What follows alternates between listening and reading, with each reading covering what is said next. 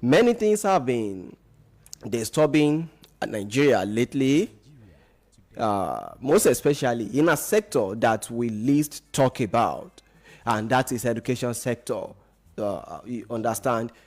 We want to know what really what's happening in education sector, because our education remains one of the strongest pillars of our national development, and that is how education should be. And for every successful nation, they must invest heavily in educating the people, because we can boldly say that today's classrooms determine tomorrow's leaders, and then similarly it determines tomorrow's professionals, innovators, entrepreneurs, and then policy makers. However, the Nigerian education sector appears to be standing at a major crossroads. While we can say governments continue to introduce reforms aimed at improving the standards, new challenges continue to emerge. We can talk about the questions about the quality of education, insecurity in schools, teachers' welfare, school infrastructure, funding, and the graduate employability. These are many things that continue to dominate the national conversations. But today's discussion comes at a very sensitive period. In Oyo State, presently, the Nigerian Union of Teachers has suspended its industrial action and directed teachers back to the classrooms, while many parents and students have welcomed this development with relief. Another disturbing incident has thrown the education sector into mourning and then anxiety. We won't forget about the abduction of teachers and then the students during the local government area of Oyo State, which creates fear among parents across the state and beyond. Although we can say that some victims have regained freedom, as you've been hearing here and there, oh, they've regained freedom. But this incident has once again exposed the growing insecurity confronting Nigerian schools. And likewise today, many parents wake up each morning with mixed feelings. Instead of simply preparing their children for school, they now worry about whether those children will return home safely. That has been the worrisome part of the education sector in Nigeria. Across Nigeria, schools that ought to be centers of learning are increasingly becoming targets of criminal elements. Cases of kidnapping, attacks on communities, insecurity around school environment, and fear among teachers continue to affect the education system. The consequences are just enormous. Children lose confidence. Parents withdraw their words from school. Teachers become discouraged. Academic calendars suffer. Communities lose faith in public education. We can say that education cannot thrive where fear dominates the learning environment. And then the return of teachers after the strike, to some, is certainly good news. But to some at the same time, it's not a good news at all. It is sad news. It saddens their heart. However, reopening schools is only the beginning. The bigger question remains, are our schools truly safe? Should we say the school is truly safe? It's not going to be a lone man show, because joining me in the studio is our respected analyst who will help us examine these important issues. Join me to welcome Dr. Tide Olalere. Say good afternoon to the world. Good afternoon, my wonderful host. Good afternoon, listeners, wherever you are. It's our pleasure to welcome you. Thank you. I've taken you to your feet now. You understand. Education system, I want us to take it from our home or your state here. Going to 2 months now. abduction of students that happened at Olalere local government area in Oyo State here. Many people flooded the street. They staged protest. Bring back these students. Bring back the teachers. No one will forget about the death of Mr. Michael, who was beheaded in the in the den of these kidnappers. The mathematics teacher. That mathematics teacher. NUT, Nigerian Union of Teachers, they declared strike, saying if these students and the teachers did not regain their freedom, we won't go back to the classroom. But what do we have? After many weeks, should we say they've been forgotten? Those who are in the den of the kidnappers, they've been forgotten just like that. Everything has gone back to the normal cycle. Now we have teachers in the classroom, the students in the classroom. NUT has declared, go back to the classroom. Dr. Olalere.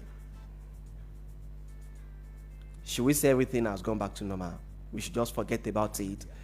Education, the classroom is now open for everyone amidst all this insecurity. We shouldn't forget about the growing concern, what will be in the mind, in the heart of the parents of those students that are still in the den of these kidnappers. What's your point of view? Honestly, it's a sad commentary. On the nation at large, it's a sad commentary that Nigeria has gotten to this level. And sometimes I wonder, how did we get to this point? It's a very sad commentary. The insecurity in Nigeria. We used to, hear it as a tale of stories. It was happening in the north. The Chibok girls, over 200 of them taken. Girls. Eventually some were rescued. But the remaining ones, I can't remember the number now. That's 2014. Okay? Over 10 years ago. So, but, it's getting worse. And it's very sad. And that is the usual trend. All right? Government says, we are making efforts to secure their release. We have a joint task force. We are in touch with the kidnappers. And then we were hopeful and gathering and praying. But as usual, Nigeria seems to have moved on. It's a very sad commentary. Yeah, the classes have opened, teachers are in class, students are in class.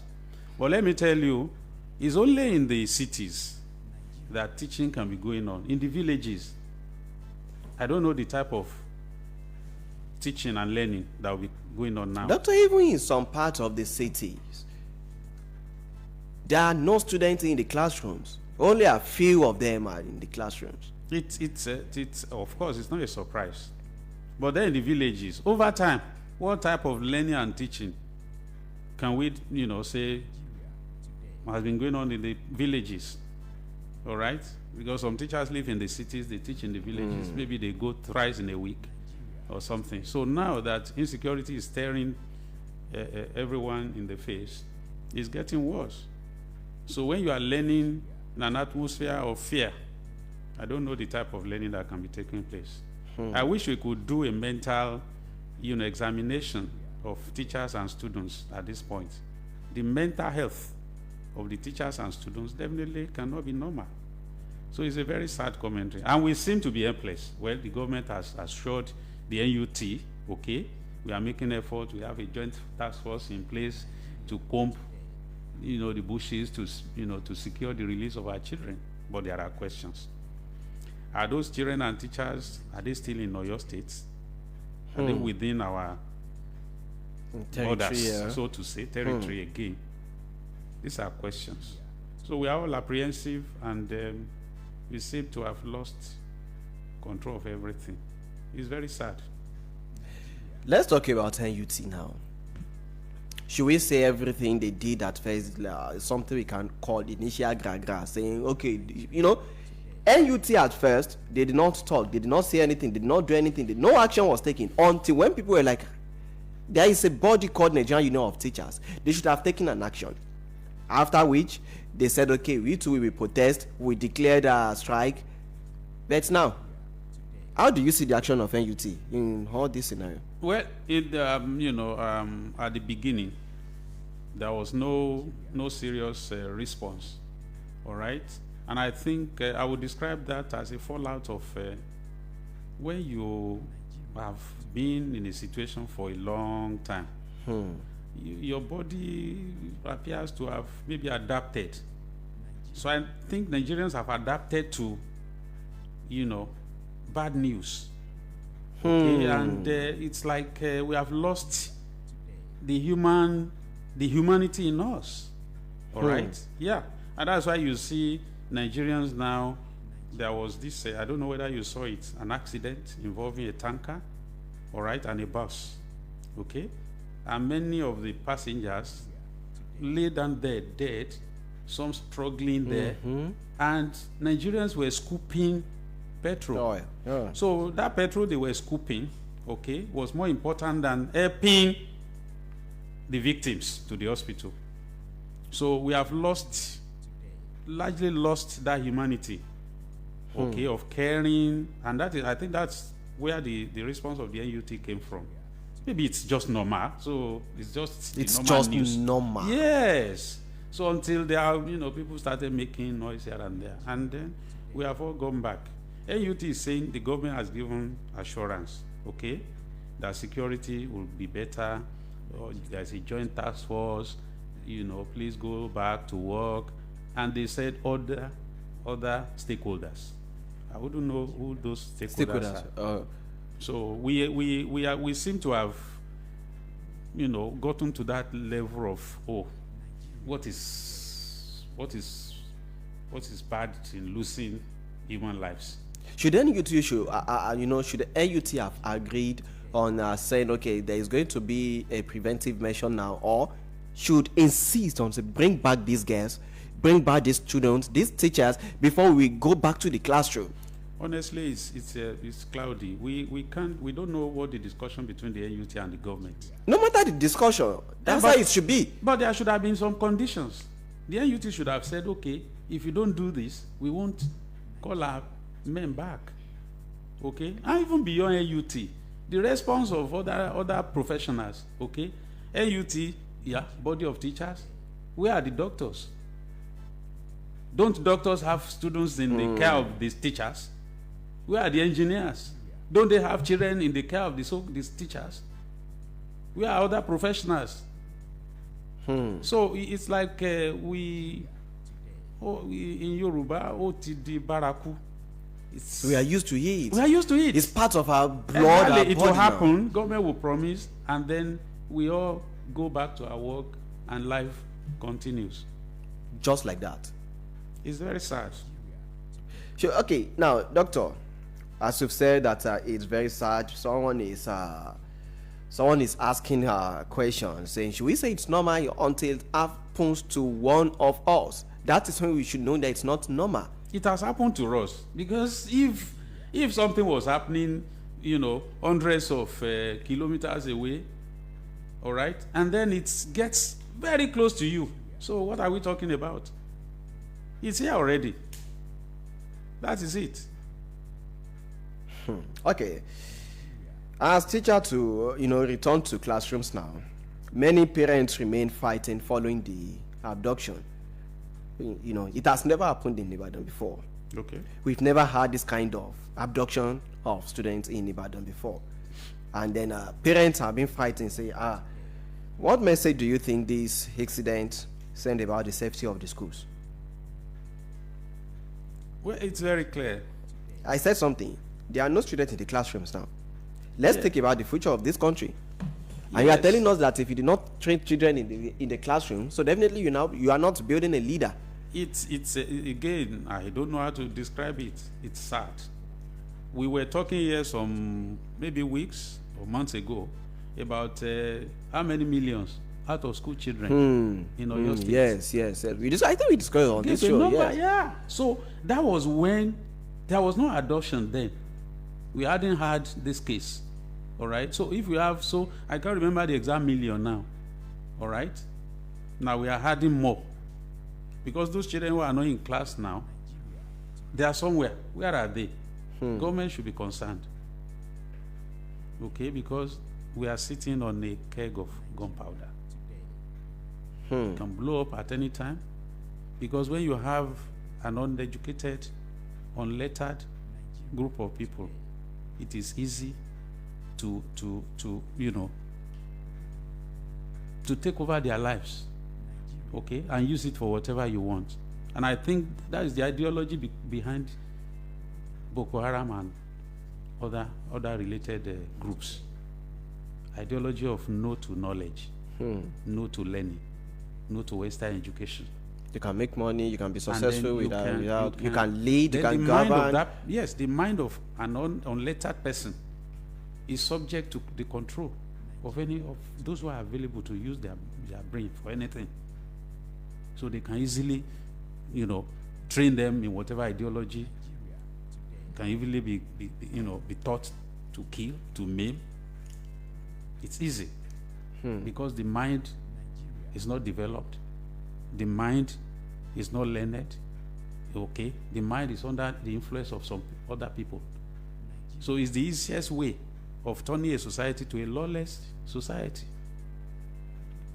Before we move on, you just said before we wrap it up on this particular topic here now, some parents now, they refuse to let their child or children go to school now. Is that not another minus on their, it will have a negative effect on them? Looking at the child as well, being discouraged, what do you think will definitely happen? It is difficult to preach to those parents to send their children to school. All right? It's difficult. If that parent has a reason, what reason? Is security. If the parents feel that the school is not secure, and I think the government will need to do more in terms of, I think some areas are more prone, than others. And government needs to, pay more attention to such environment now to gain the trust of parents back. Okay, we can only appeal to parents. We can't force. If you force a parent, and tomorrow something happens, how do you replace the life that is lost? So it's a very difficult thing to really to do at a time like this. What do you think? Government needs to do more than talking. Exactly. Okay? The next question I want to made. Where security men should be deployed, it should be done. There should be physical evidence that government is really serious. Okay. Now, for your government to convince the parents now, to bring back the trust, the confidence in them, say your children are safe in school. Yeah. Aside building fence, all these fences, and there are some schools they don't have security at the gate. Yeah. And you call them public schools or government schools, and then we know how much budget government put into education system year in year out. Either sufficient or not, right? The only thing we know government doing now is that a government will come tell you that I pay your salary, nothing, no welfare again. I said something as an expert in this field. What do you think government should do more? Number one, to ensure that government reinstates the confidence in the heart of the parents, the teachers, even the pupils, the children, these students that we are talking about. I was watching a video clip some times ago. The child was just crying, a little girl, maybe about 5 or 6 years, just crying. You say bandits in you, just crying. They asked another person, why don't you go to school? She responded that we are on holiday kini, holiday bandit. You look at that kind of mentality. Now, how do you expect government to solve all this? Now, NUT is back in classroom. Do you think children will go to school? Let's assume that as a parent, what do you think government should do now? There are no students in the classroom again, of which we can't blame the parents. We can't blame them. Yeah. My position hasn't changed. I believe that government knows what to do. Government. We too. We need to know. We need to know. Yeah. Government knows. Governments are human beings with bloods in their veins. People who are leading us have children. Their children go to school. How do they secure their own children? Okay. How do they secure their own lives? They should sit down and extend it to every Nigerian. The life of every Nigerian matters and is important. And if it is important, the government knows what to do. That's my belief. Making the school environment more inviting for children is one way of getting children. Children are very simple. Let the environment be welcoming. Let it be attractive. And there are things that can do that. Government knows. Their own children are enjoying such. Let the environment be more secure physically. Just like I said, where there should be a fence, there should be a fence. Every school should have security men, whether local or whatever. Every community is, every community in Nigeria now has its own local security, whatever. We should raise, we should be more serious with enforcing that to ensure that every local environment is secure. The traditional rulers should be carried along. They should bring their own suggestions to the table with government. Okay? At the local government level, at the traditional, the Obas meetings and all that, all this, it should be a joint effort. And I believe that if we are sincere, sincerity is key. If the government is sincere, I believe that this battle will be won within a very short time. But where is the sincerity?